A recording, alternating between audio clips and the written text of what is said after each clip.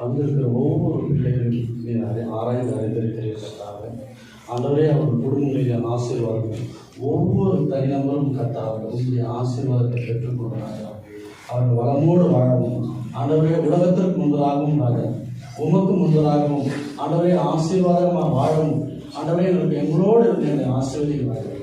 பேசுகிற வார்த்தைகளை நீரே மூடி மறைத்து பேசுகிற கர்த்தாவே உண்மை அறிந்து கொள்ளவும் எங்களை நாங்கள் தகுதிப்படுத்திக் கொள்ள எங்களுக்கு உதவி செய்ய கர்த்தாவே. மீட்பராக இயேசு கிறிஸ்துவின் நாமத்தில் கேட்கிறோம் ஜீவனுள்ள நல்ல பிதாவே. அல்லேலூயா. இன்னைக்கு நாம பார்க்க போற சில முக்கியமானது என்னன்னு சொன்னா, ಇವತ್ತು ನಾವು ನೋಡುವಂತಹ ಕೆಲವು ಮುಖ್ಯವಾದ ಒಂದು ಅಂಶಗಳು ಏನೆಂದರೆ, தேவனுக்கு முன்பதாக நீதியோடும் பயபக்தியோடும் வாழும் அநேக ಜನருக்கு சில ஆதங்கங்கள் உண்டு. ದೇವರ ಮುಂದೆ ಭಯಭಕ್ತಿ ಉಳ್ಳವರಾಗಿ ನೀತಿವಂತರಾಗಿ ಬಾಳುವುದಕ್ಕೆ ಒಂದು ಅಂಶಗಳು ಉಂಟು. அநேக போராட்டங்கள் உண்டு, ಅನೇಕ ಹೋರಾಟಗಳು ಉಂಟು. இரண்டாவதாக பொல்லாதவர்கள் வளர்ச்சி நமக்கு முன்பதாக பார்க்கிறோம். ஆனால் நம் நீதியோடும் நேர்மையா இருக்கும்போது நமக்கு அந்த வளர்ச்சி இல்லாமல் இருக்கிறது. ಆಮೇಲೆ ಎರಡನೇದಾಗಿ ನೋಡ್ತೀವಿ ನಾವು ಕೆಲವರು ತುಂಬಾ ಕೆಟ್ಟತನವರು ಇದ್ದಾರೆ. ಅವರ ಮುಂದೆ ನಾವು ಒಳ್ಳೆಯ ಉದ್ಧಾರ ಆಗದಂತೆ, ಒಂದು ಒಳ್ಳೆ ಬೆಳವಣಿಗೆ ಇಲ್ಲದಂತ ಒಂದು ಪರಿಸ್ಥಿತಿಯನ್ನು ನಾವು ನೋಡುತ್ತೇವೆ. அது என்னுடைய இந்த சோதனை, என்னுடைய வேதனை, என்னுடைய துக்கத்தினாலே நான் வாழ்நாள் முழுவதும் வாழ வேண்டுமா, ನನ್ನ ಶೋಧನೆ, ನನ್ನ ದುಃಖ, ಇಡೀ ಜೀವನ ನಾನು ಬಾಳ್ಬೇಕಾ அப்படின்னு சில நேரத்தில் நமக்கு இருக்கும். ಅಂತ ಒಂದು ಯೋಚನೆ ನಮ್ಮ ಜೀವಿತದಲ್ಲಿ ಕೆಲವು ಸಮಯಗಳಲ್ಲಿ ಇರುತ್ತದೆ. ஆனால் நமக்கு இயேசு கிறிஸ்து ரட்சகர் நமக்கு ஒரு நம்பிக்கை நாயகனாகவும், ಆದರೆ ನಮಗೆ ಅಂತ ಯೇಸು ಕ್ರೈಸ್ತನು ಒಂದು ರಕ್ಷಕನಾಗಿ ನಂಬಿಕೆಯ ನಾಯಕನಾಗಿದ್ದಾರೆ. நீதியின் சூரியனாக நமக்கு இருக்கிறார். ನೀತಿಯ ಒಂದು ಸೂರ್ಯನಾಗಿದ್ದಾರೆ ಅವರು. அவர் மேல நாம் நம்பிக்கை வைக்கும் பொழுது, ಅವರ ಮೇಲೆ ನಾವು ಭರವಸೆ ಇಡುವಾಗ நமக்கு அவர் அநேக வாக்குத்தத்தங்களை கொடுத்திருக்கிறார். ನಮಗೆ ಅವರು ಅನೇಕ ವಾಗ್ದಾನಗಳನ್ನು ನೀಡಿದ್ದಾರೆ. அவர் பிரகாரமாக நாம் நடக்கும் பொழுது, ಅವರ ಪ್ರಕಾರವಾಗಿ ನಾವು ನಡೆಯುವಾಗ ஒரு நாள் அவர் நம்மை சேர்த்துக் கொள்வார். ಒಂದು ದಿನ ನಮ್ಮನ್ನು ಅವರು ಸೇರಿಸಿಕೊಳ್ಳುತ್ತಾರೆ. இதுதான் இன்றைய நாளில நம்ம செய்தியா பார்க்க போறோம். ಇವತ್ತಿನ ಒಂದು ಸಂದೇಶವನ್ನು ನಾವು ಇವತ್ತು ನೋಡ್ತಾ ಇದ್ದೀವಿ. சங்கீதம் 73வது அதிகாரம், ಕೀರ್ತನೆ 73ನೇ ಅಧ್ಯಾಯ, Psalm 73 4, 5, 6, 7, 8, 9. நான் ஓட படிக்கிறேன். கிறிஸ்துவை வணங்குகிறவர்கள், உண்மையாய் வாழ்கிறவர்கள், நீதியாய் வாழ்கிறவர்களுக்கு அநேக போராட்டங்கள் உண்டு. ಕ್ರಿಸ್ತನನ್ನು ಹಿಂಬಾಲಿಸುವವರು, ನೀತಿವಂತರಾಗಿ ಬಾಳುವವರು ಮತ್ತು ಸತ್ಯವಂತರಾಗಿ ಇರುವವರಿಗೆ ಅನೇಕ ಹೋರಾಟಗಳಿವೆ. அந்த காலத்திலும் இருந்தது, இப்பொழுதும் இருக்கிறது. ಆ ಕಾಲದಲ್ಲಿಯೂ ಇತ್ತು, ಇವಾಗ ಕೂಡ ಅದು ಇದೆ. அது என்ன சொல்றேன்னா, மரண பரியந்தம் அவர்களுக்கு எடுக்கணுங்களே, அப்படிப்பட்ட பொல்லாதவர்களுக்கு சாகர வரைக்கும் நல்லா இருக்கிறாங்க அப்படின்னு நினைக்கிறாரு அவர். ಮರಣದ ಒಂದು ಸಮಯದಲ್ಲಿ ಕೂಡ ಇಂತಹ ಹೋರಾಟಗಳಿವೆ, ಆ ರೀತಿಯಾಗಿ ಅವ್ರು ಬಾಳ್ತಾ ಇದ್ದಾರೆ ಅಂತ ನೆನೆಸ್ತಾ ಇದ್ದಾರೆ. அவர்கள் இன்னும் பழி பெருகிக்கொண்டே இருக்கிறார்கள் என்று நினைக்கிறார். ಅವರು ಈ ತರ ಯೋಚನೆ ಮಾಡ್ತಾರೆ, ಅವ್ರು ಬಾಳ್ತಾ ಇದ್ದಾರೆ, ಬೆಳೀತಾ ಇದ್ದಾರೆ, ಹಾಗೆ ಹೆಚ್ಚಾಗ್ತಾ ಇದ್ದಾರೆ. இப்போது நீதிக்காகவும் நியாயத்திற்காகவும் கஷ்டப்படுகிறவர்களுக்கு அநேக தொந்தரவுகள் உண்டு. ஆனால் அவரோ ನೀತಿಗೋಸ್ಕರ, ಒಂದು ಸತ್ಯವಂತಕ್ಕೋಸ್ಕರ ಕೆಲಸ ಮಾಡುವವರಿಗೆ ತುಂಬಾ ಒಂದು ಬಾಧೆಗಳಿವೆ. ஏன்னு சொன்னா, நரற்படும் பாடு அப்படின்னு சொன்னா, ஒரு மனிதனுக்கு வலி, கஷ்டங்கள், வலி, பசி, பட்டினி இருக்கும். ಓಕೆ, ಮನುಷ್ಯ ಪಡುವಂತ ಒಂದು ಕಷ್ಟ ಅಂದ್ರೆ ಅವನಿಗೆ ಹಸಿವು ಇರ್ತದೆ, ಹೋರಾಟ ಇರ್ತದೆ, ಮತ್ತೆ ನಾನಾ ರೀತಿಯಾದ ಕಷ್ಟಗಳಿರ್ತದೆ. ஆனால் பிறரை ஏமாற்றி, அநியாயமாக ஏமாற்றி பணம் படைக்கிறவர்களுக்கு அவன் அந்த கஷ்டமே இருக்கிறது இல்ல. ಬೇರೆಯವ್ರು ನೋಡುವಾಗ ಬೇರೆಯವರಿಗೆ ವಂಚನೆ ಮಾಡೋದು, ಹಣ ದೋಚ್ಕೊಳ್ಳೋದು ಅಂತ ಒಂದು ಪರಿಸ್ಥಿತಿಯಲ್ಲಿ ಬಾಳುವವರಿಗೆ ಅವರಿಗೆ ಕಷ್ಟನೇ ಇರುವುದಿಲ್ಲ. அவர்கள் எவ்வளவுதான் கொடுமை செஞ்சாலும் அவங்களுக்குள்ள நம்ம இவ்வளவு பாவம் செய்யற எண்ணமே அவர்கள் இருப்பதில்லை. ಎಷ್ಟೇ ಅವ್ರು ಬೇರೆಯವ್ರಿಗೆ ಕಿರುಕುಳ ಕೊಟ್ಟರು ಕೂಡ ಅವ್ರಿಗೆ ಈ ತರ ಯೋಚನೆ ಬರಲ್ಲ, ನಾವು ಪಾಪ ಮಾಡ್ತಾ ಇದೀವಿ ಅಂತ ಯೋಚನೆ ಬರಲ್ಲ ಅವರಿಗೆ. அப்படிப்பட்டவங்களுக்கு நாம் தப்பு செய்கின்றோமே என்ற எண்ணமும் அவர்களுக்கு இல்லை. ಅಂತ ಜನರು ನಾವು ತಪ್ಪು ಮಾಡ್ತಾ ಇದೀವಿ ಅಂತ ಕೂಡ ಸ್ವಲ್ಪ ಪ್ರಜ್ಞೆ ಇರಲ್ಲ ಅವ್ರ ಹತ್ರ. அப்ப என்ன நினைக்கிறாங்கன்னா, அவருடைய பெருமையும் மேட்டிமையும் அவருடைய வசதியும் வாய்ப்பும் பெருகிக் கொண்டே போகிறது. ஆனால் அவர்கள் செய்கிற தவறை அவர்கள் உணர்வதில்லை. ಹಾಗಂದ್ರೆ ಅವ್ರು ಮಾಡುವಂತ ಕಾರ್ಯಗಳು ಅವ್ರು ಯಾವ ಕಾಲಕ್ಕೂ ಯೋಚನೆ ಮಾಡಲ್ಲ. ಅವರೊಳಗಡೆ ಹೆಮ್ಮೆತನ, ಅವರೊಳಗಡೆ ಇರುವಂತ ಶ್ರೀಮಂತಿಕೆತನ, ಈ ತರ ಒಂದು ಕೆಟ್ಟ ಕೆಲಸದಲ್ಲಿ ಇರುವಂತ ಒಂದು ದೊಡ್ಡ ಒಂದು ಹೆಮ್ಮೆತನ ಅವರಲ್ಲಿ ಹಾಗೆ ಹೆಚ್ಚಾಗ್ತಾ ಹೋಗ್ತಾ ಇರುತ್ತದೆ. ஏனென்றால் அவர்களுக்குள்ளே நீதி இல்லை, நேர்மை இல்லை, தேவனை அறியவில்லை. ಯಾಕಂದ್ರೆ ಅವರೊಳಗಡೆ ನೀತಿ ಇಲ್ಲ, ಒಂದು ಸತ್ಯತೆ ಇಲ್ಲ, ದೇವರನ್ನ ಅರಿದೇ ಇರುವಂತ ಜೀವಿತವಾಗಿದ್ದಾರೆ ಅವರು. ஆகையால ಆದುದರಿಂದ அவங்களுக்கு என்ன பண்ண, கண்ணுல கொழுப்பு இருக்குது, ಅವರ ಕಣ್ಣಲ್ಲಿ ಏನಿದೆ, ಕೊಬ್ಬಿದೆ. அப்படி நான் சொல்லல, கர்த்தருடைய வார்த்தை சொல்றது 7வது வசனம் சொல்றது 73:7 அவர்கள் கண்கள் கொழுப்பினால் எடுப்பாய் பார்க்கிறது. ಅಂತ ಆ ರೀತಿಯಾಗಿ ನಾನು ಹೇಳ್ತಾ ಇಲ್ಲ, ದೇವರ ವಾಕ್ಯ 8ನೇ ವಚನದಲ್ಲಿ ಹೇಳ್ತಾ ಇದೆ ಅವರ ಕಣ್ಣಲ್ಲಿ ಕೋಪಗಳು ಕಾಣ್ತಾ ಇದೆ ಅಂತ. அவர்கள் இருதயம் விரும்புவதிலும் அதிகமாய் நடந்திருக்கிறது. ಅವರ ಹೃದಯವು ಯಾವ ಕೆಟ್ಟತನಕ್ಕೆ ಬಯಸುವಂತ ಒಂದು ಹೃದಯವಾಗಿದೆ. அவங்க என்னதான் செஞ்சாலும் இன்னும் நல்லாவே இருக்கிறாங்க. ಅವ್ರು ಏನೆಲ್ಲ ಮಾಡಿದ್ರು ಕೂಡ ಅವ್ರು ಬಯಸುವಂತೆ ಕೆಟ್ಟತನ ಮಾಡಿದ್ರು ಕೂಡ ಅವ್ರು ಚೆನ್ನಾಗೇ ಇದ್ದಾರೆ. ஆனால் அநேக கிறிஸ்தவர்கள் உண்மையா நடக்கிற ஜனங்களை நம்ம பார்த்து கேட்போம், ஆண்டவரே நான் இவ்வளவு நான் உண்மையா இருக்கிறேன், உங்களுக்கு உண்மையா இருக்கிறேன்னு, நீதியாய் நடக்கிறேன் ஆண்டவரே, எல்லா இடத்துல நான் உண்மையா இருக்கிறேன், ஆனா உண்மை இல்லாத பொய்யா இருக்கிற அவர்கள் இப்படியா இருக்கிறாங்களே, ஆனா நான் இன்னும் இப்படியே இருக்கிறேன்னு சொல்லி தெரியும். ಆದ್ರೆ ನಾವು ಕ್ರೈಸ್ತಿಕ ಜೀವಿತದಲ್ಲಿ ಕ್ರೈಸ್ತರ ಮಕ್ಕಳ ಜೀವಿತದಲ್ಲಿ ನೋಡ್ತಾ ಇದ್ದೀವಿ, ಅನೇಕರು ದೇವರಲ್ಲಿ ಭಯ ಭಕ್ತಿಗಳವರಾಗಿದ್ದಾರೆ ಮತ್ತು ಸತ್ಯವಂತರಾಗಿದ್ದಾರೆ, ಹಾಗೆ ನೀತಿವಂತರಾಗಿದ್ದಾರೆ. ಅವರು ಕೂಡ ದೇವರ ಒಂದು ನೀತಿಯಲ್ಲಿ ಬಾಳ್ತಾ ಇದ್ದಾರೆ. ಆದ್ರೆ ಬೇರೆ ಅವರು ತಪ್ಪುಗಳನ್ನು ಮಾಡ್ತಾ ಇದ್ದಾರಪ್ಪ, ಅವರು ಹೇಗೆ ಚೆನ್ನಾಗಿದ್ದಾರೆ, ಆದ್ರೆ ಕೂಡ ನಾನು ಕೂಡ ನೀತಿವಂತನಾಗಿದ್ದು ನಿನ್ನ ದಾರಿಯಲ್ಲಿ ನಡೀತಾ ಇದ್ದೀನಿ ಅಂತ ಅವರು ಎನ್ನುವಂತ ಒಂದು ಮಕ್ಕಳಾಗಿರುತ್ತಾರೆ. நாம பிறர் பொல்லாதவர்களை போல நாம் இவ்வளவு உண்மையாக இருந்த நாம் உண்மையா இருந்த ஒரு பிரயோஜனம் இல்லை. நாமும் அவர்களை போல மாறிலான்னு சொல்லிட்டு மாறிவிட்டோமானா ದೇವನ್ ಕೊಡುವ ಆಶೀರ್ವಾದத்தை ನಾವು பெற்றுಕೊಳ್ಳೋಣ. ನಾವು ಬೇರೆಯವರು ಅನ್ಯ ಜನರಾಗಿ ಅವರು ಆ ರೀತಿಯಾಗಿದ್ದಾರೆ, ಅವ್ರ ತರ ನಾವು ಬದಲಾಗಬೇಕು ಅಂತ ನಾವು ಯಾವ ಕಾಲಕ್ಕೂ ಯೋಚನೆ ಮಾಡಬಾರ್ದು. ಯಾಕಂದ್ರೆ ದೇವರು ನಮಗೋಸ್ಕರ ಒಂದು ಆಶೀರ್ವಾದವನ್ನು ಇಟ್ಟಿದ್ದಾರೆ. ஆனால் அவர் என்னதான் ஒரு பாவம் செய்து கொண்டே போனாலும் அவருடைய அந்த கொழுமை, அவருடைய செழிப்பு, அவருடைய வளம், அவருடைய எல்லாம் என்ன பண்ணுதுன்னா மிகவும் அப்படியே வளர்ந்து கொண்டே போகிறது. ಅವರು ಎಷ್ಟೇ ಪಾಪ ಮಾಡಲಿ, ಅನ್ಯರು ಎಷ್ಟೇ ಪಾಪ ಮಾಡಲಿ, ಅವರು ಎಷ್ಟೇ ಕೆಟ್ಟತನದಲ್ಲಿ ಅವರು ಹೋರಾಡಲಿ ಬೆಳೆಯಲಿ, ಆದ್ರೂ ಕೂಡ ಅವರ ಜೊತೆನೇ ಆ ಕೆಟ್ಟ ಕಾರ್ಯಗಳು ಬೆಳೀತಾ ಇರುತ್ತದೆ. 9வது வசனம் சொல்கிறது, 9ನೇ ವಚನ ಈ ರೀತಿಯಾಗಿ ಹೇಳ್ತಾ ಇದೆ, தங்கள் வாய் வானம் மட்டும் எட்ட பேசுகிறார்கள். ಅವರ ಬಾಯಿ ಬಂದ್ಬಿಟ್ಟು ಆಕಾಶಕ್ಕೆ ಮುಟ್ಟುವಂತ ಹಾಗೆ ಅವರು ಮಾತನಾಡುತ್ತಾರೆ. ಅವರ ನಾವು ಭೂಮಿಯೆಂದು ಉಲಾವುகிறது. ಅವರ ಒಂದು ನಾಲಿಗೆ ಭೂಮಿ ಸುತ್ತಲೂ ಹಾಗೆ ಓಡಾಡ್ತಾ ಇದೆ. Hallelujah, hallelujah. ಅವರು ದೇವರೇ அறியவில்லை, ಅವರು ದೇವರನ್ನು ಗೊತ್ತಿಲ್ಲ, ಅವರಿಗೆ ದೇವರು ಗೊತ್ತಿಲ್ಲ ಯಾರಂತ. உண்மையை புரிந்து கொள்ளவில்லை, ಅವರು ಸತ್ಯವನ್ನು ಅರ್ಥಿಲ್ಲ. ಅವರು முடிவு பரியಂತು நிலைத்திருக்கிறவனே ரட்சிக்கப்படுவான். ಕೊನೆಯವರೆಗೂ ಯೋಚನೆ ಮಾಡಿ ಕಾಯ್ತಾ ಇರುವವನೇ ರಕ್ಷಣೆ ಹೊಂದುತ್ತಾನೆ. Hallelujah, hallelujah. நீங்க மத்தேயு, அதாவது ஆண்டவராகிய இயேசு கிறிஸ்து இந்த மத்தேயும் சரி மார்க்கிலும் சரி அவர் கடைசியாக சொன்ன வார்த்தையை நாம் பார்க்கும்போது அதை நம்ம மிகவும் உற்று கூர்ந்து கவனிக்க வேண்டியதாக இருக்கிறது. ನಾವು ಮತ್ತಿನ ಸುವಾರ್ತೆ ಆಗಲಿ ಮಾರ್ಕ್ನ ಸುವಾರ್ತೆ ಆಗಲಿ ದೇವರು ಹೇಳಿರುವಂತ ಆ ವಚನಗಳಿಗೆ ಕೊನೆಯವರೆಗೂ ನಾವು ಕಾಯ್ದು ನೋಡಬೇಕು. ಬೇಕಾಗುವುದು ಯಾವುದೆಂದರೆ ಮತ್ತೇಯು 28, ಮತ್ತಿನ ಸುವಾರ್ತೆ 28, Matthew chapter 28 கடைசி வசனம் 18வது வசனத்துல ಕೊನೆಯ ವಚನ சமீபத்தில் வந்து அவைகளை நோக்கி, வானத்திலும் பூமியிலும் சகல அதிகாரமும் எனக்கு கொடுக்கப்பட்டிருக்கிறது. ஆகையால் நீங்கள் புறப்பட்டு போய் சகல ஜாதிகளையும் சீஷராக்கி பிதா குமாரன் பரிசுத்த ஆவி நாமத்தினாலே அவர்களுக்கு ஞானஸ்நானம் கொடுத்து நான் உங்களுக்கு கட்டளையிட்ட யாவையும் அவர்கள் கைக்கொள்ளும்படி அவர்களுக்கு உபதேசம் பண்ணுங்கள். இதோ உலகத்தின் முடிவு பரிதையும் சகல நாட்களிலும் நான் உங்களோடு கூட இருக்கிறேன் என்றார். ஹல்லேலூயா.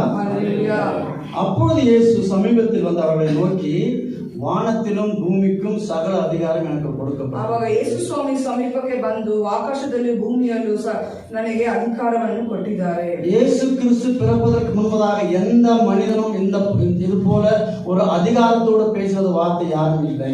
ಯೇಸು ಕ್ರಿಸ್ತ ಹುಟ್ಟಕ್ಕೆ ಮುಂಚೆ ಯಾವ ಮನುಷ್ಯನು ಈ ಅಧಿಕಾರದೊಂದಿಗೆ ಮಾತನಾಡುವಂತಹ ವ್ಯಕ್ತಿಗಳು ಯಾರು ಇದ್ದಿಲ್ಲ. அவர் பிறந்து இறந்து உயிரோடு எழுந்து 2000 ஆண்டுகள் ஆகிறது. ಅವರು ಜನಿಸಿ ಸತ್ತು ಪುನರುತ್ಥಾನ ಹೊಂದಿ 2000 ವರ್ಷಗಳಾಗಿವೆ. இதுவரை யாரும் சொல்லவில்லை. ಇದುವರೆಗೂ ಯಾರು ಆ ರೀತಿಯಾಗಿ ಹೇಳಲಿಲ್ಲ. இனிமேலும் யாரும் சொல்ல போவதில்லை. ಇನ್ನು ಮುಂದೆನೂ ಕೂಡ ಯಾರು ಹೇಳಲಿಕ್ಕೆ ಹೋಗುವುದಿಲ್ಲ. ஏனென்றால் எல்லா அதிகாரமும் அவருக்கே கொடுக்கப்பட்டிருக்கிறது. ಯಾಕಂದ್ರೆ ಎಲ್ಲ ಅಧಿಕಾರವು ಅವರಿಗೆ ಕೊಡಲ್ಪಟ್ಟಿದೆ. ஹல்லேலூயா.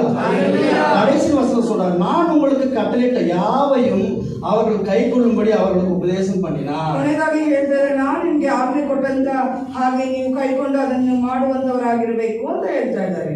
ಇದು உலகத்தின் முடிவு பரியந்தம் சகல நாட்களிலும் நான் உங்களோடு கூட இருக்கிறேன் என்றார். ಆಮೇಲೆ ಈ ಲೋಕ ಅಂತ್ಯವರೆಗೂ ಸಕಲ ಕಾರ್ಯ ಅಂತ್ಯವರೆಗೂ ನಾನು ನಿಮ್ಮ ಸಂಗಡ ಇರುತ್ತೇನೆ ಅಂತ ದೇವರು ಹೇಳ್ತಾ ಇದ್ದಾರೆ. இதிலிருந்து நாம் என்ன தெரிந்து கொள்ள வேண்டும் என்றால், ಇದರಲ್ಲಿ ನಾವು ಏನು ತಿಳ್ಕೋಬೇಕಂದ್ರೆ, இயேசு கிறிஸ்துவை நம்புகிறதுனால, ಯೇಸು ಕ್ರೈಸ್ತನನ್ನು ವಿಶ್ವಾಸಿಸುವುದರಿಂದ நம்முடைய அதாவது உலகம் கடைசி என்கிறார்கள், ನಮ್ಮ ಒಂದು ಲೋಕ ಕೊನೆಯಾಗಿದೆ ಅಂತ ಹೇಳುವ, நம்முடைய வாழ்க்கையும் கடைசியாக இருக்கலாம், இல்ல உலகமும் கடைசியாக இருக்கலாம். ನಮ್ಮ ಜೀವಿತ ಕೂಡ ಕೊನೆಯಾಗಿರಬಹುದು ಅಥವಾ ಲೋಕ ಕೂಡ ಅಂತ್ಯವಾಗಿರಬಹುದು. ஆனால் நாம் ஏற்றுக்கொண்ட கிறிஸ்துவின் வார்த்தையை நாம் கடைசி வரை நாம் கடைபிடிக்க வேண்டும். ಆದ್ರೆ ನಾವು ಸ್ವೀಕಾರ ಮಾಡಿಕೊಂಡ ಯೇಸು ಸ್ವಾಮಿಯ ಒಂದು ಮಾತನ್ನು ನಾವು ಕೊನೆಯವರೆಗೂ ಬಿಗಿಯಾಗಿ ಹಿಡಿದುಕೊಳ್ಳಬೇಕು. ஆண்டவர் என்ன சொல்றாருன்னா, ದೇವರು ಏನ್ ಹೇಳ್ತಾ ಇದ್ದಾರೆ ಅಂದ್ರೆ, நான் உங்களோடு கூட இருக்கிறேன், ನಾನು ನಿಮ್ಮ ಸಂಗಡ ಇದ್ದೇನೆ. எதிர் இன்னைக்கு நாளைக்குன்றல்ல, ಇವತ್ತು ನಾಳೆ ಅಂತ ಅಲ್ಲ, உலகம் கடைசி வரை, அதாவது ಲೋಕದ ಕೊನೆಯ ಅಂತ್ಯವರೆಗೂ, உலகத்தின் முடிவு பரிந்தும், ಲೋಕ ಮುಗಿಯುವವರೆಗೂ, ಅಂತ್ಯವರೆಗೂ, ಕೊನೆಯವರೆಗೂ, நம்முடைய சந்ததி முழுவதும், ನಮ್ಮ ಒಂದು ಸಂತತಿಯ ಕೊನೆಯವರೆಗೂ அவரோடு கூட நாம் உடன்படிக்கை செய்து கொள்ள வேண்டும். ನಾವು ಕೂಡ ಅವರೊಟ್ಟಿಗೆ ಒಪ್ಪಂದವನ್ನು ಮಾಡಿಕೊಳ್ಳೋಣ. ஹல்லேலூயா. ஹல்லேலூயா. ஆகையினால நம்முடைய நம்பிக்கை, நம்முடைய சோதனை ஒரு நாளும் நம்முடைய நம்பிக்கை என்ன பண்ணக்கூடாது, வீண் செய்யக்கூடாது. ಆದುದರಿಂದ ನಮ್ಮ ಒಂದು ನಂಬಿಕೆ ಮತ್ತು ನಮ್ಮ ಶೋಧನೆಯು ಯಾವ ಕಾಲಕ್ಕೂ ನಾವು ಬಿಟ್ಟು ಕೊಡಬಾರದು. ஏனென்றால் இந்த உலகத்திலே நடந்து கொண்டிருக்க சூழ்நிலை எல்லாம் பார்க்கும் பொழுது, ಯಾಕಂದ್ರೆ ಈ ಲೋಕದಲ್ಲಿ ನಡೆಯುತ್ತಿರುವಂತ ಘಟನೆಗಳೆಲ್ಲ ನೋಡುವಾಗ உண்மையாகவே ஒரு சரீரம் அப்பிரகாரமாக மனுஷனுக்கு ஒரு வேதனை வருகிறது. ನಿಜವಾಗಿಯೂ ಮನುಷ್ಯನಿಗೆ ಶರೀರದ ರೀತಿಯಲ್ಲಿ ಒಂದು ಸಮಸ್ಯೆ ಉಂಟಾಗ್ತದೆ. ஆண்டவரே, தினந்தோறும் உம்மை நோக்கி நான் பார்க்கிறேன், ದೇವರೇ, ನಾನು ಪ್ರತಿದಿನ ನಿನ್ನನ್ನು ನೋಡುತ್ತಾ ಇದ್ದೀನಿ, உம்மை தான் நம்புகிறேன், ನಿನ್ನನ್ನು ನಾನು ನಂಬ್ತಾ ಇದ್ದೀನಿ, எனக்கு வேறு நம்பிக்கை இல்லை, ನನಗೆ ಬೇರೆ ಯಾವ ನಂಬಿಕೆ ಇಲ್ಲ, உமக்காக உண்மையாக வாழ்கிறேன், ನಿನಗೋಸ್ಕರ ನಾನು ಸತ್ಯವಾಗಿ ಜೀವಿಸ್ತಾ ಇದ್ದೀನಿ, ஆனால் என் வாழ்க்கை இன்னும் மாறவில்லை. ಆದ್ರೂ ಕೂಡ ನನ್ನ ಜೀವಿತ ಇನ್ನೂ ಬದಲಾಗಿರಲಿಲ್ಲ. இது போன்ற எல்லா உண்மையாக இருக்கிற ஜீவன் ஒவ்வொருத்தரும் நினைக்கக்கூடும். ಈ ರೀತಿಯಾಗಿ ಇರುವಂತ ಎಲ್ಲಾ ಸತ್ಯ ಜೀವಿಗಳು ನಿಜವಾಗಿ ಇದನ್ನು ಜ್ಞಾಪಕ ಮಾಡಿಕೊಳ್ಳುತ್ತಾರೆ. ஏனென்றால் உங்களுக்கு கிரஹம்பெல் என்று உங்களுக்கு தெரியும். ಯಾಕಂದ್ರೆ ನಿಮಗೆ ಗ್ರಹಂಬಲ್ ಎಂಬ ಒಂದು ವ್ಯಕ್ತಿಯ ಬಗ್ಗೆ ಗೊತ್ತು. அவர் என்ன சொல்லுகிறார் என்றால், ಅವ್ರು ಏನ್ ಹೇಳ್ತಾ ಇದ್ದಾರೆ ಅಂದ್ರೆ, என்னுடைய வீடு பரலோகத்தில் இருக்கிறது, ನನ್ನ ಮನೆಯು ಪರಲೋಕದಲ್ಲಿ ಉಂಟು, ஆனால் நான் பூமியின் வழியாக பரலோகத்துக்கு போகிறேன். ಆದ್ರೆ ನಾನು ಈ ಭೂಮಿಯ ಮುಖಾಂತರ, ಭೂಮಿಯ ದಾರಿಯ ಮುಖಾಂತರ ನಾನು ಪರಲೋಕಕ್ಕೆ ಹೋಗ್ತೇನೆ. ஹல்லேலூயா. ஹல்லேலூயா. ஏனென்றால் உலக பாடுகள் மூலமாக நாம் எந்த நிலையில் இருந்தாலும் தேவனை விடாதபடிக்கு அவர் மீது நம்பிக்கை வைக்கும் பொழுது பரலோக ராஜ்யம் நிச்சயம் நமக்கு உண்டு. ಆಮೇಲೆ ಭೂಮಿಯಲ್ಲಿ ಅನೇಕ ಕಷ್ಟಗಳು, ಶೋಧನೆಗಳು ಎಲ್ಲ ಈ ಒಂದು ಭೂಮಿಯ ನಿಯಮವಾಗಿ ಇರುತ್ತದೆ. ಆದರೂ ಕೂಡ ದೇವರ ಸೇರಬೇಕಂದ್ರೆ ದೇವರಲ್ಲಿ ವಿಶ್ವಾಸ ಬಿಟ್ಟು ನಾವು ಸೇರುವಂತವರಾಗಿರಬೇಕು. எத்தனையோ பேர் சொல்லலாம், நான் ஏன் பிறந்தேன் என்று வேதனைப்படலாம். ಎಷ್ಟೋ ಜನರು ವ್ಯಥೆ ಪಡುತ್ತಾರೆ, ಯಾಕಪ್ಪ ನಾನು ಹುಟ್ಟಿದ್ದೀನಿ, ಜನಿಸಿದ್ದೀನಿ. ஏனென்றால் அவரோடு கூட நீங்களும் நானும் வாழ வேண்டும் என்ற அந்த ஒரு எண்ணத்தோடு, அந்த ஒரு சித்தத்தோடு தான் நம்மை உண்டாக்கி இருக்கிறார். ಯಾಕಂದ್ರೆ ನಾವು ಅವರೊಟ್ಟಿಗೆ, ಯೇಸು ಸ್ವಾಮಿ ಒಟ್ಟಿಗೆ ಜೀವಿಸಬೇಕಂತ ಆ ಒಂದು ಯೋಜನೆಯ ಮೇರೆಗೆ ಅವರು ನಮ್ಮನ್ನು ಸೃಷ್ಟಿ ಮಾಡಿದ್ದಾರೆ. ஆகையினால நம்பிக்கை நம்ம மேல கூட எந்த ஒரு காரியமும், எந்த ஒரு சோதனையும், எந்த ஒரு வேதனையும் தேவனோடு நம்மை பிரிக்காதபடி நாம் எச்சரிக்கையாக ನಮ್ಮ ನಂಬಿಕೆ ಯಾವ ರೀತಿಯಾಗಿರಬೇಕು, ಯಾವ ಶೋಧನೆ, ಯಾವ ಕಷ್ಟ ದೇವರಿಗೂ ನಮಗೂ ಬೇರ್ಪಡದ ಹಾಗೆ ನಾವು ಇರಬೇಕು. ஹல்லேலூயா. ஹல்லேலூயா. மார்க்கு 16வது அதிகாரம் 16வது வசனத்துல, ಮಾರ್ಕನ ಸುವಾರ್ತೆ 16ನೇ ಅಧ್ಯಾಯ 16ನೇ ವಚನ, ಮಾರ್ಕ್ 16:16, விசுவாசம் உள்ளவர்களாகி ஞானஸ்நானம் பெற்றவன் ரட்சிக்கப்படுவான், விசுவாசியாதவனோ ஆக்கினிக்குள்ளாக தீர்க்கப்படுவான். ಕನ್ನಡದಲ್ಲಿ ಓದಿರಿ. ಮಾರ್ಕನ ಸುವಾರ್ತೆ 16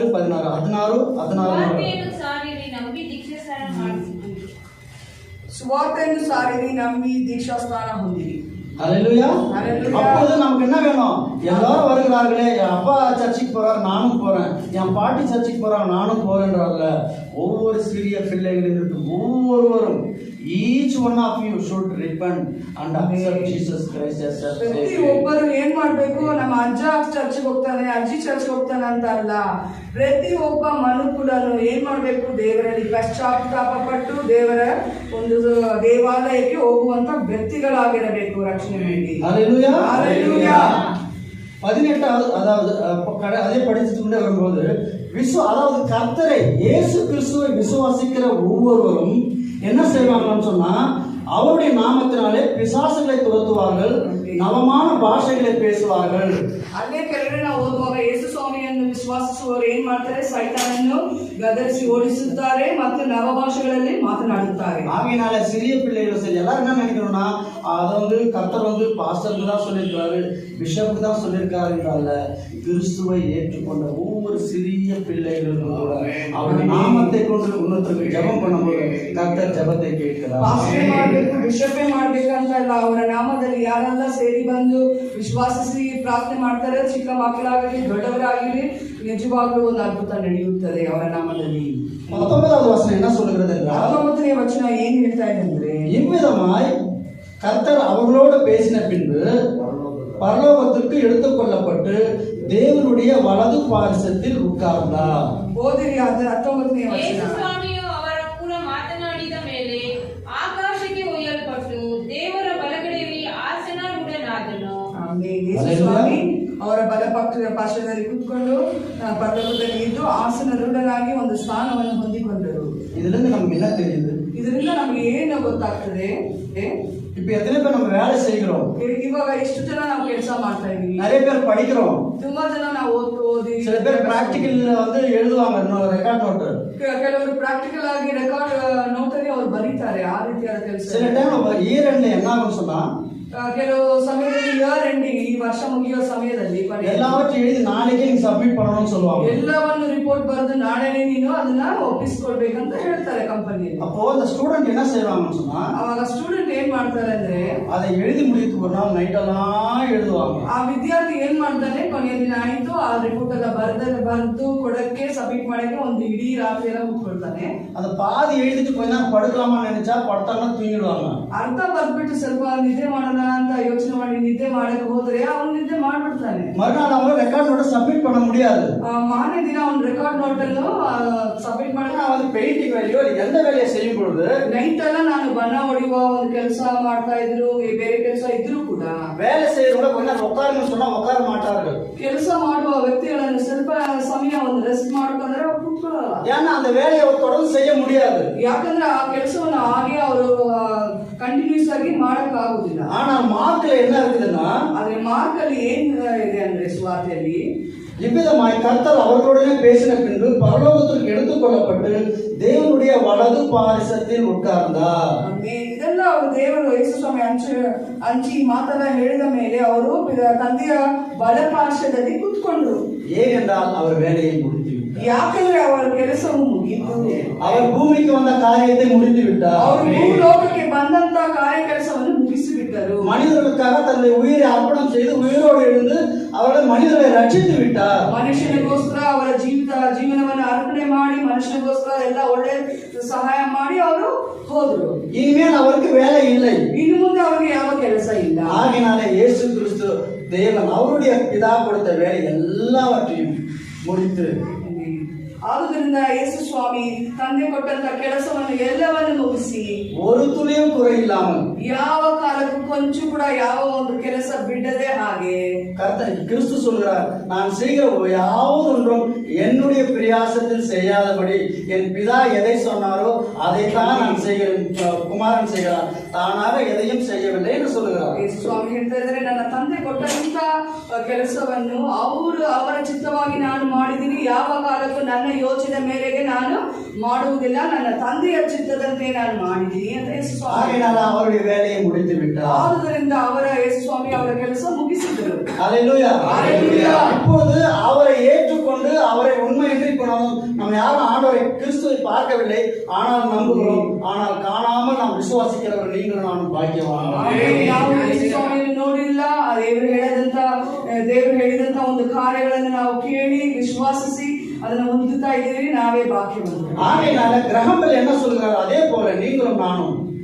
ಆದುದರಿಂದ ಬ್ರಹ್ಮಲ್ ಅವರು ಏನ್ ಹೇಳಿದ್ದಾರೆ, ನೀವು ನಾವು ಕೂಡ நம்முடைய வீடு பரலோகத்தில் இருக்கிறது. ನಮ್ಮ ಒಂದು ನಿವಾಸ ಪರಲೋಕದಲ್ಲಿ ಇದೆ. இந்த பூமி அல்ல, ಈ ಭೂಮಿ ಅಲ್ಲ. இந்த பூமியில நடக்கிற எந்த ஒரு கஷ்டமும் என்னை தேவனிடத்திலிருந்து பிரிக்காது. ಈ ಭೂಮಿಯಲ್ಲಿ ನಡೆಯುವಂತಹ ಕಷ್ಟ, ನಮಗೆ ಬರುವಂತಹ ಕಷ್ಟ ಯಾವ ಕಾಲಕ್ಕೂ ದೇವರಿಗೂ ನಮಗೂ ಬೇರ್ಪಡಿಸುವುದಿಲ್ಲ.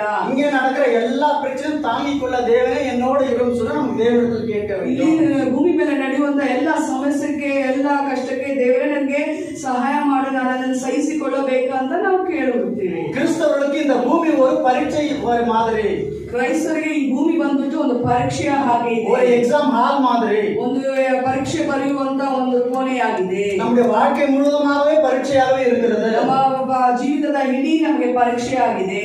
ஆகையால நாம் கடைசி வரை இருந்து நாம் என்ன பண்ணணும்?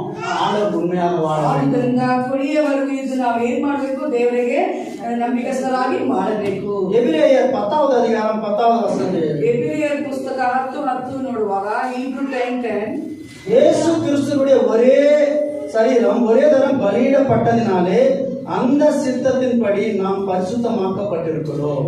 ಕನ್ನಡದಲ್ಲಿ ಓದಿ ಯೇಸು ಕ್ರಿಸ್ತನು ಒಂದೇ ಸಾರಿ ದೇಹ ಸಮರ್ಪಣೆ ಮಾಡಿ ದೇವರ ಚಿತ್ತವನ್ನು ನೆರವೇರಿಸಿದ್ದರಿಂದಲೇ ನಾವು ಶುದ್ಧರಾದೆವು. ಯೇಸು ಸ್ವಾಮಿ ಒಂದೇ ಸಮಾನ ಏನ್ ಮಾಡಿದ್ದಾರೆ? ಅವರ ಶರೀರವನ್ನು ದೇವರ ಹತ್ರ ಒಪ್ಪಿಸಿಕೊಟ್ಟಿದ್ದಾರೆ. ಅದೇ ರೀತಿಯಾಗಿ ಅವರು இவரோ பாவங்களுக்காக ஒரே பலியை செலுத்தி என்றென்றைக்கும் தேவனுடைய வலது பார்சத்தில் உட்கார்ந்து ಇವರು ನಮ್ಮ ಪಾಪಕ್ಕೋಸ್ಕರ ಅವರನ್ನೇ ಬಲಿಯಾಗಿ ಅರ್ಪಣಿಸಿದ್ದಾರೆ ಮತ್ತು ದೇವರ ಬಲಪಾರ್ಶ್ವದಲ್ಲಿ ಅವರು ಕುತ್ಕೊಂಡಿದ್ದಾರೆ. அவர் என்ன செய்தார்? இனி தம்முடைய சத்துருக்களை தமது பாதபடியாக்கி போடும் வரைக்கும் காத்து கொண்டிருக்கிறார். ಅವರ ವೈರಿಗಳನ್ನು ನಾಶ ಮಾಡುವವರೆಗೂ ಅವರು ಕಾಯ್ತಾ ಇದ್ದಾರೆ. இந்த உலகத்தில் கிறிஸ்து வந்தப்ப என்ன சொன்னார்னு சொன்னா, ಈ ಲೋಕದಲ್ಲಿ ಕ್ರೈಸ್ತ ಏನ್ ಹೇಳಿದ್ರು? எல்லாமே பரலோக ராஜ்யத்தை குறித்தும் அவருடைய தந்தையின் ராஜ்யத்தை குறித்து தான் பேசினார். ಎಲ್ಲವೂ ತಂದೆಯ ಕುರಿತಾಗಿ, ತಂದೆಯ ಒಂದು ಪರಲೋಕದ ಕುರಿತಾಗನೇ ಯೇಸು ಸ್ವಾಮಿ ಮಕ್ಕಳ ಹತ್ರ அவர் ಮಾತಾಡ್ತಾರೆ. பூமிக்கு வந்து ஜாலியா இருக்கணும்னு சொன்னா ஒரு பெரிய அரசோட குடும்பத்தில் பிறந்திருக்கலாம். ಈ ಭೂಮಿಯಲ್ಲಿ ಬಂದು ಜಾಲಿಯಾಗಿ ಅವ್ರು ಇರ್ಬೇಕಂದ್ರೆ ಅವರು ಒಂದು ದೊಡ್ಡ ಒಂದು ಸರ್ಕಾರದ ಕುಟುಂಬದಲ್ಲಿ ಅವರು. ஆனால் அவருடைய தேவன் அவருக்கு கொடுத்த வேலை வேறு. ಆದ್ರೆ ದೇವರು ತಂದೆಯಾದವನು ಅವರು ಕೊಟ್ಟಿದಂತಹ ಒಂದು ಕೆಲಸ ಬೇರೆ ಆಗಿತ್ತು. அதே போல நீங்களும் நானும் இந்த பூமிக்கு படைக்கப்பட்ட காரணம் வேறு.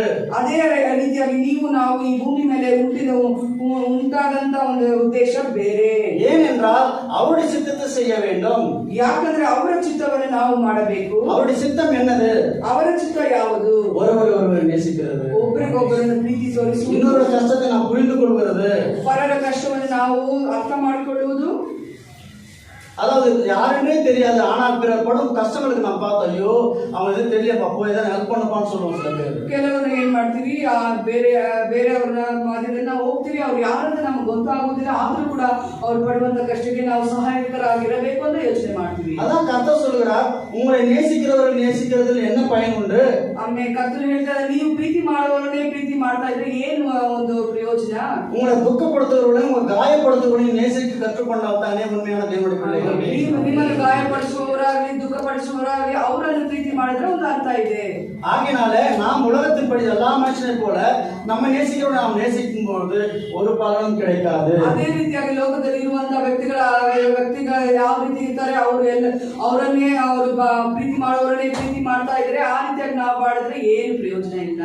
ஒரு சிநேகிதன் இன்னொரு சிநேகிதனுக்காக ஒரு நல்லவனுக்காக உயிரை கொடுத்தாங்கன்னா சொல்லணும்னா ஒரு நல்ல மனுஷனுக்காக உயிரை கொடுத்தாயான்னு சொல்றோம். ಒಂದು ಸ್ನೇಹಿತರು ಅವನ ಸ್ನೇಹಿತರಿಗೆ ಜೀವ ಕೊಡ್ತಾನೆ, ನಾವ್ ಏನ್ ಹೇಳ್ತೀವಿ, ಅಯ್ಯೋ ಒಂದು ಒಳ್ಳೆ ಮನುಷ್ಯನಿಗೆ ಅವನ ಪ್ರಾಣನೇ ಕೊಟ್ಟ.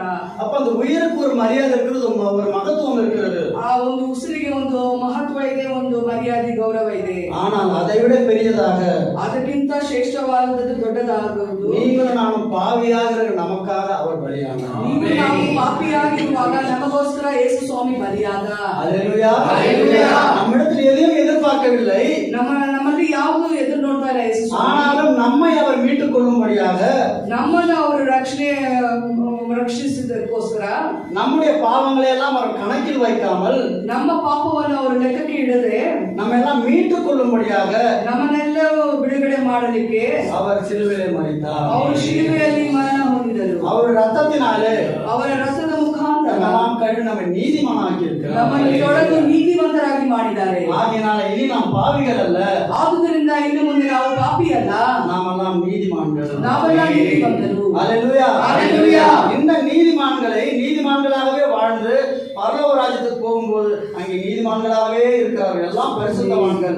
இங்கே இந்த பரிசுத்தவான்கள் அந்த பரிசுத்தவான்களோடு சேர்ந்து வாழ. ಇಲ್ಲಿ ನಾವು ನೀತಿವಂತರಾಗಿ ಇದ್ದು ಬಾಳಿ ದೇವರಲ್ಲಿ ನೀತಿವಂತ ನೀತಿವಂತರಾಗಿ ಹೋಗುವಾಗ ಅಲ್ಲಿ ಇರುವಂತಹ ನೀತಿವಂತರ ಜೊತೆ ಸೇರಿ ನಾವು ಕೂಡ ನೀತಿವಂತರಾಗಿ ಪರಿಶುದ್ಧರಾಗಿ ಬಾಳುವುದು. இதனால் தெரிகிறதா?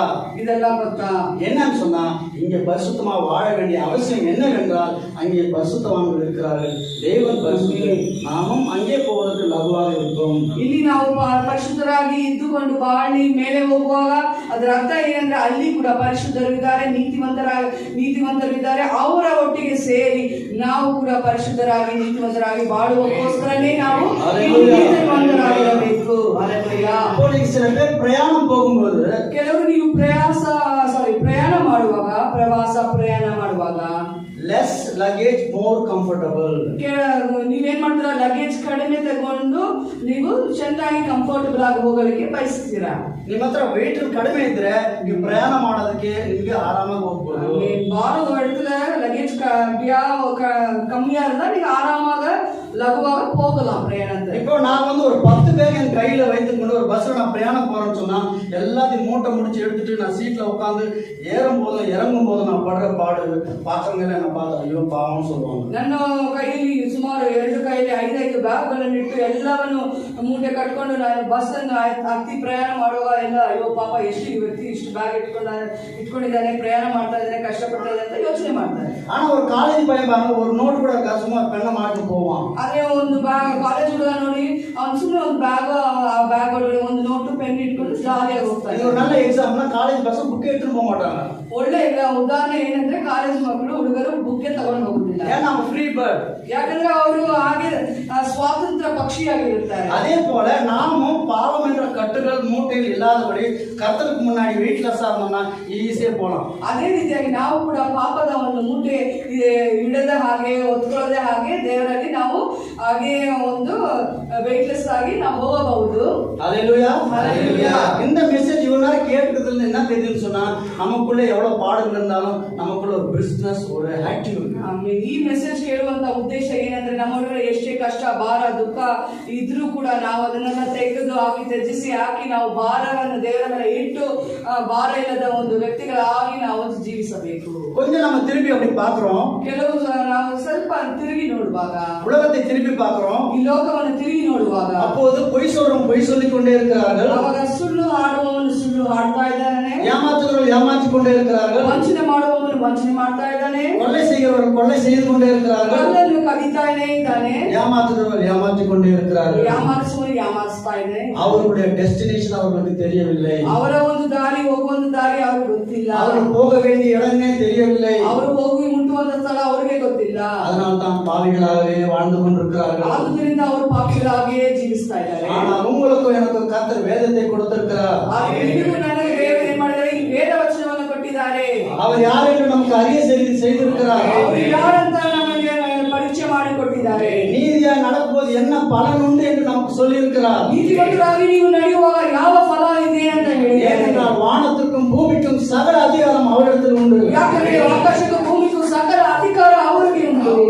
அவரை நான் நம்புகிறேன். ನಾನು ಅವರಿಗೆ ವಿಶ್ವಾಸಿಸುತ್ತೇನೆ. பூமி எனக்கு என்ன செய்யும்? ಭೂಮಿ ನನಗೆ ಏನ್ ಮಾಡ್ತದೆ? என்ன செய்தாலும் பரவாயில்லை, ಏನೇ ಮಾಡಿದ್ರು ಕೂಡ ಪರವಾಗಿಲ್ಲ, நான் தேவனுக்கு உண்மையாக இருப்பேன். ನಾನು ಹೇಳಿ ನಂಬಿಕಸ್ಥನಾಗಿರುತ್ತೇನೆ. இதுதான் விசுவாசம். ಇದೇ ವಿಶ್ವಾಸ.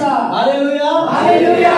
இந்த ஒரு நோக்கத்திற்காகத்தான் ஒவ்வொரு மனிதனும் தெரிந்து கொள்ளப்பட்டோம். ಈ ಒಂದು ಉದ್ದೇಶಕ್ಕೋಸ್ಕರ ಪ್ರತಿಯೊಬ್ಬರು ಆರಿಸಿ ಗೊತ್ತಾಗಿದ್ದೀವಿ ದೇವರ ಮುಂದೆ. ஆனால் இந்த விஷயம் தெரியாத அநேகர் உலகத்தில் பின்னே ஓடிக்கொண்டிருக்கிறார்கள். ಆದ್ರೆ ಈ ಒಂದು ತುಂಬಾ ವಿಶೇಷವಾದ ಈ ವಿಷಯ ಗೊತ್ತಿಲ್ಲದೆ ಅನೇಕ ಜನರು ಲೋಕದಲ್ಲಿ ಓಡಾಡ್ತಾ ಇದ್ದಾರೆ. அதனாலதான் சொல்றாரு, அந்த கலைகளை அப்படியே விட்டுடு, அது வளரட்டும், வளர்ந்த பிறகு நம்ம பண்ண அறுவடை செய்யலாம். சிலது வந்து என்ன பண்ணுவாங்க, உலகத்தான் மீண்டும் ஆண்டவரை ஏற்றுக்கொண்டு திரும்பவும் வரலாம், இப்பயே கட் பண்ணிட்டு நாம் பாவத்தோட இருந்து விடுவோம். ಆದ್ರಿಂದ ಯೇಸು ಸ್ವಾಮಿ ಹೇಳಿದ್ರು, ಬೇಡವಾದಂತ ಭಕ್ತೆಯನ್ನು ನೀವು ಬಿಟ್ಬಿಡಿ, ಹಾಗೆ ಬೆಳೆದೇ ಇರುವಂತ ಗಿಡವನ್ನು ಹಾಗೆ ಬಿಡಿ, ಅದು ಬೆಳೆಯಲಿ, ಆಮೇಲೆ ಕೊನೆಯದಾಗಿ ಅದನ್ನು ನಾವು ಕತ್ತರಿಸೋಣ ಅಂತ ಹೇಳಿ ನಮ್ಮನ್ನು ದೇವರು ಬೇರ್ಪಡಿಸಿ ನಮ್ಮನ್ನು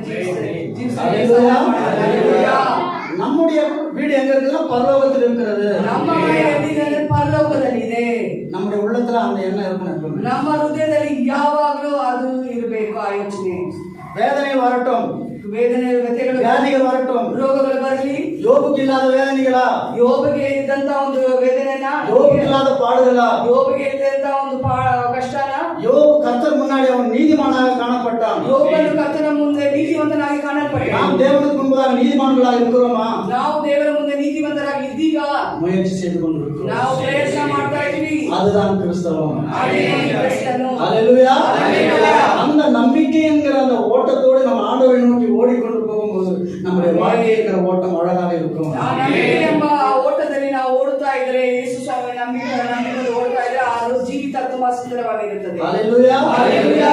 சங்கீதம் 73வது அதிகாரம் 25வது வசனத்தை வாசிப்போம். ಕೀರ್ತನೆ 73ನೇ ಅಧ್ಯಾಯ 25ನೇ ವಚನವನ್ನು ನಾವು ಓದೋಣ. Psalm 73:25.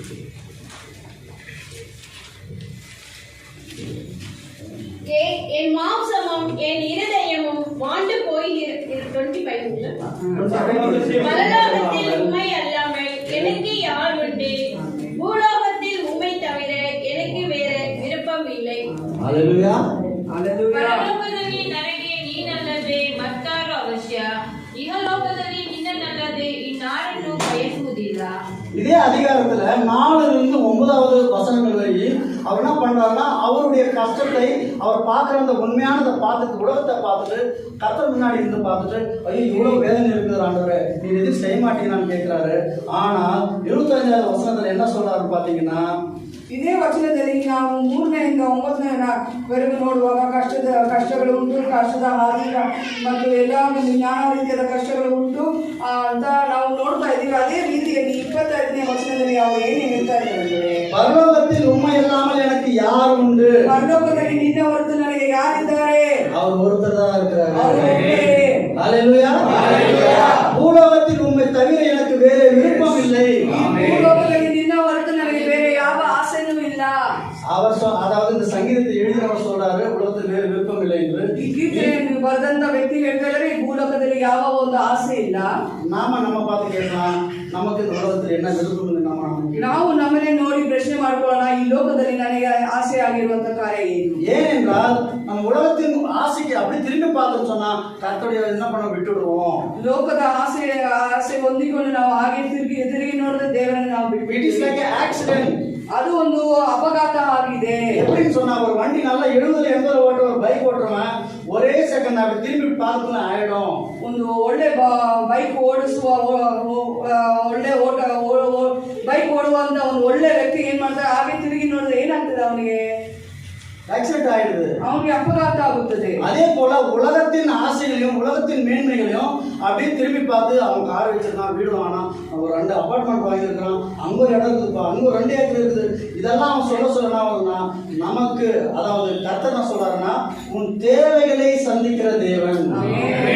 ಲೋಕದಲ್ಲಿರುವಂತ ವ್ಯಕ್ತಿ ಏನ್ ಮಾಡ್ತಾನೆ, ಅಯ್ಯೋ ಈ ತರ ಯೋಚನೆ ಮಾಡಿ ಅವನಿಗೆ ಅಪಾರ್ಟ್ಮೆಂಟ್ ಇದೆ, ಸೈಟ್ ಇದೆ, ಬೈಕ್ ಕಾರು ಎಲ್ಲ ಆಸ್ತಿ ಆಕಾಂಕ್ಷೆಗಳು ಇದೆ ಅಂತ ಅದನ್ನ ನೋಡಿಕೊಂಡು ಹೋದ್ರೆ ಹೇಗಿರುತ್ತದೆ? ಆದ್ರೆ ದೇವರೊಳಗೆ ಇರುವಂತಹ ವ್ಯಕ್ತಿ ಯಾವ ರೀತಿಯಾಗಿರಬೇಕೆಂದರೆ, அப்போ கர்த்தர் நம்முடைய தேவைகளை சந்திக்கிற தேவன். ನಮ್ಮ ದೇವರು ನಮ್ಮ ಅಗತ್ಯಗಳನ್ನು ಸಂಧಿಸುವಂತ ದೇವರಾಗಿ, ஆனா நம்முடைய ஆசைகள் எல்லாம் நிறைவேற்றுகிற தேவன் அவர் அல்ல. ನಮ್ಮ ಆಸೆಗಳೆಲ್ಲ ನೆರವೇರಿಸುವಂತ ದೇವರು ಅವರಲ್ಲ. ஏன் சொன்னா, ஆண்டவர் எனக்கு எதிர் வீட்டுக்காரன் 2 வீடு வச்சிருக்கேன், எனக்கு 3 வீடு கொடுன்னு கேட்டா கொடுக்க மாட்டாரு. ಯಾಕಂದ್ರೆ ಅಪ್ಪ ನನ್ನ ಮನೆಯ ನೆರೆಯವರನ್ನು ಮುಂದೆ ಇರುವವನು, ಅವನು 3 ಮನೆ ಇಟ್ಟಿದ್ದಾನೆ, ನನಗೆ 2 ಮನೆ ಕೊಡು ಅಂದ್ರೆ. ஹல்லேலூயா. ஹல்லேலூயா. அதனால தான் உலகத்தை ஏன் திரும்பி பார்க்க கூடாதுன்னு சொன்னா இதுக்காகத்தான். அதனால தான் பூலோகத்தில் உண்மை தவிர எனக்கு வேறே ಆದುದರಿಂದ ಲೋಕವನ್ನು ನಾವು ತಿರುಗಿ ನೋಡಬಾರದು. ಯಾಕಂದ್ರೆ ಇದಕ್ಕೋಸ್ಕರನೇ ಭೂಮಿ ಮೇಲೆ ದೇವರ ಒಂದು ಚಿತ್ತ ಇರಬೇಕು. நீங்க தேவனை பார்க்கும்போது அவர் எவ்வளவு கொடுக்குறாரோ நம்ம கொடுக்கட்டும், நம்ம வாங்கிக்கலாம். ನೀವು ದೇವರನ್ನು ನೋಡುವಾಗ ಅವರು ಎಷ್ಟೇ ಕೊಡಲಿ ಅಷ್ಟು ಸಾಕು ಅಂತ ತೃಪ್ತಿ ಉಳ್ಳವರಾಗಿರಬೇಕು. ஆனால் தேவனை மறந்து உலகத்தை பார்க்க வேண்டாம். ಹಾಗೆ ದೇವರನ್ನು ಮರೆತು ಈ ಲೋಕವನ್ನು ನಾವು ನೋಡಬಾರದು. ஹல்லேலூயா. ஹல்லேலூயா. பிலிப்பியர் 3வது அதிகாரம் 8வது வசனம். பிலிப்பியர் 3:8. Philippians 3:8. அது மாத்திரமல்ல, என் கர்த்தராகிய கிறிஸ்து இயேசுவை அறிகிற அறிவின் மேன்மைக்காக எல்லாவற்றையும் நஷ்டம் என்று எண்ணிக்கொண்டிருக்கின்றேன். இயேசுவை அறிகிற அறிவு எனக்கு கொடுத்தீங்கள, அது எனக்கு மேன்மையாக இருக்கிறது. ಯೇಸುವನ್ನು ಅರಿಯುವಂತ ಜ್ಞಾನ ನನಗೆ ಕೊಟ್ಟಿದ್ದಾರಲ್ಲ, ಅದು ನನಗೆ ತುಂಬಾ ಉತ್ತಮವಾಗಿದೆ, ವಿಶೇಷವಾಗಿದೆ. எனக்கு ஞானம் இல்லை, ನನಗೆ ಜ್ಞಾನ ಇಲ್ಲ, உலகத்தை அறிகிற அறிவு இல்லை, ಈ ಲೋಕವನ್ನು ಅರಿಯುವಂತ ಜ್ಞಾನ ಇಲ್ಲ. ஆனாலும் கிறிஸ்துவை அறிகிற அறிவு எனக்கு கொடுத்தனால, ಆದರೆ ನನಗೆ ಕ್ರಿಸ್ತನನ್ನು ಅರಿಯುವಂತ ಜ್ಞಾನವನ್ನು ಕೊಟ್ಟಿದ್ದೀರಲ್ಲ. அதனால உலகத்தை நான் எல்லாத்தையும் நஷ்டம் என்று எண்ணி கொடுக்கிறேன். ಆದರೆ ಆದ್ದರಿಂದ ಲೋಕದಲ್ಲಿ ಇರುವಂತ ಎಲ್ಲ ಕಾರ್ಯವನ್ನು ನಷ್ಟ ಅಂತ எனக்கு தேவையே இல்லை. ನನಗೆ ಅದು ಬೇಕಾಗುವುದಿಲ್ಲ. அதை தான் சொல்லுகிறார். ಅದನ್ನೇ ಹೇಳ್ತಾ ಇದ್ದಾರೆ. பாருங்க, எத்தனையோ பேர் நிறைய படிச்சிருக்கிறாங்க, எல்லாமே தெரியுது. ಎಷ್ಟೋ ಜನರು இருக்கிறாங்க. ಎಷ್ಟೋ ಚೆನ್ನಾಗಿ ವಿದ್ಯಾಭ್ಯಾಸ ಹೊಂದಿದ್ದಾರೆ, ತುಂಬಾ ಜ್ಞಾನವಂತರಾಗಿದ್ದಾರೆ, ಎಲ್ಲ ಅರಿತವರಾಗಿದ್ದಾರೆ. ಆದ್ರೆ ಯೇಸು ಸ್ವಾಮಿ ಯಾರಂತ ಗೊತ್ತಿಲ್ಲ. ஆனால் நாம வந்து அதிகம் ஞானி என்று யோசிக்கிறதை விட கர்த்தர் நம்ம தெரிந்து கொண்டாரு, அதுதான் நீங்க பெரிய விஷயம். ನಾವು ಅಧಿಕವಾಗಿ ನಾವು ಜ್ಞಾನಿ ಅಂತ ಯೋಚನೆ ಮಾಡೋದ್ರಿಂದ ದೇವರು ನನ್ನನ್ನು ಆರಿಸಿದಾರಲ್ಲ, ದೇವರು ನನ್ನನ್ನು ಗೊತ್ತು ಮಾಡಿದಾರ ಅಂತ ನಾವು ಸಂತೋಷವಾಗಿರಬೇಕು. ಸಂಗೀತம் 84 2வது வசனம். ಕೀರ್ತನೆ 84 2ನೇ ವಚನ. Psalms 84:2. என் ஆத்துமா கர்த்தருடைய ஆலய பிரகாரங்களின் மேல் வாஞ்சையும் தவனமாய் இருக்கிறது. என் இருதயம் என் மாம்சமும் ஜீவனுள்ள தேவனை நோக்கி கம்பீர சத்தம் இடுகிறது. ஹல்லேலூயா. என் ஆத்துமா கர்த்தருடைய ஆலய பிரகாரங்களின் மேல் வாஞ்சியா இருக்கிறது. தேவன் மேல் வாஞ்சியாக இருக்கிறார். ನನ್ನ ಆತ್ಮವು ದೇವರ ಮೇಲೆ ಒಂದು ದಾಹದೊಂದಿಗೆ ಇದೆ. என் இருதயமும் ನನ್ನ ಒಂದು ಹೃದಯ, என்னுடைய மாம்சமும் ನನ್ನ ಒಂದು ಶರೀರ தேவனை நோக்கி கம்பீரத்து பாடுகிறது. ದೇವರನ್ನು ನೋಡಿ ಗಂಭೀರವಾಗಿ ಹಾಡುವುದಾಗಿದೆ. கம்பீர சத்தம் இடுகிறது. ಗಂಭೀರವಾದ ಶಬ್ದ ಇಡುತ್ತದೆ. பாருங்க, நோக்கி பார்க்கிறேன்னு சொல்லலாம். ನಾನು ನಿನ್ನನ್ನು ನೋಡ್ತಾ ಇದ್ದೇನೆ ಅಂತ ಹೇಳಬಹುದು. உம்மை துதிக்கிறேன் என்று சொல்லலாம். ನಿನ್ನನ್ನು ಸ್ತುತಿಸ್ತಾ ಇದೆ ಅಂತ ಹೇಳಬಹುದು. பாருங்க, இருதயம் துதிக்குதான். ನೋಡಿ, ಆ ಹೃದಯ ಹಂಬಲಿಸ್ತಾ ಇದೆ. அவருடைய ஜீவன், அவருடைய சரீரம் எல்லாம் தேவனை நோக்கி பார்க்கிறது. ಆ ಶರೀರವೆಲ್ಲ ದೇವರನ್ನು ನೋಡುತ್ತಾ ಇದೆ. ஹல்லேலூயா, ஹல்லேலூயா. அவரும் நம்ம கூட தான் 2000 வருஷம் முன்னாடி வாழ்ந்திருக்கிறார். ಅವರು ಕೂಡ ನಮ್ಮ ಹಾಗೆ 2000 ವರ್ಷದ ಮುಂಚೆ ಜೀವಿಸ್ತಾ ಇದ್ರು. ஆனால் தேவனை அவரும் பார்த்திருக்க முடியாது. ಅವರು ಕೂಡ ದೇವರನ್ನು ನೋಡಲಿಲ್ಲ. ஆனால் நம்பிக்கை தான். ಆದರೆ ನಂಬಿಕೆ ಮಾತ್ರ. கர்த்தருடைய வேதத்தின் மீது வைத்த நம்பிக்கை. ಕರ್ತನ ವೇದವಚನದ ಮೇಲೆ இந்த விஷயத்துல தான் அவரும் நாமும் ஒரே இடத்தில் நிற்கிறோம். ಈ ವಿಷಯದಲ್ಲಿ ಅವನು ಮತ್ತು ನಾವು ಒಂದೇ ಸ್ಥಾನದಲ್ಲಿ ನಿಂತ್ಕೊಂಡಿದ್ದೀವಿ. ஹல்லேலூயா, ஹல்லேலூயா. கடைசியாக ಕೊನೆಯದಾಗಿ அவரை நம்புகிறதுனால ಅವರನ್ನು ನಂಬುವುದರಿಂದ நமக்கு என்ன பலன்? ನಮಗೆ ಏನು ಫಲ? ஹல்லேலூயா. சங்கீதம் 16:10. ಕೀರ್ತನೆ 16:10. ஹல்லேலூயா. என் ஆத்மாவை பாதாளத்தில் விட மாட்டீர்கள். ஹல்லேலூயா. ಆತ್ಮವನ್ನು ನೀವು ಪಾತಾಳದಲ್ಲಿ ಬಿಡುವುದಿಲ್ಲ. உம்முடைய பரிசுத்தவானை அழிக்க மாட்டீர். ಪರಿಶುದ್ಧವನಾಗಿರುವವನು ನೀವು ಯಾವ ಕಾಲಕ್ಕೂ ನಾಶ ಮಾಡುವುದಿಲ್ಲ. உம்முடைய பரிசுத்தவானை அழியவை காணப்பட்டீர். ನಿಮ್ಮ ಒಂದು ಪರಿಶುದ್ಧತೆ ಉಳ್ಳವರನ್ನು ನೀನು ಯಾವ ಕಾಲಕ್ಕೂ ಅಳಿಸುವುದಿಲ್ಲ. ஹல்லேலூயா. ஹல்லேலூயா.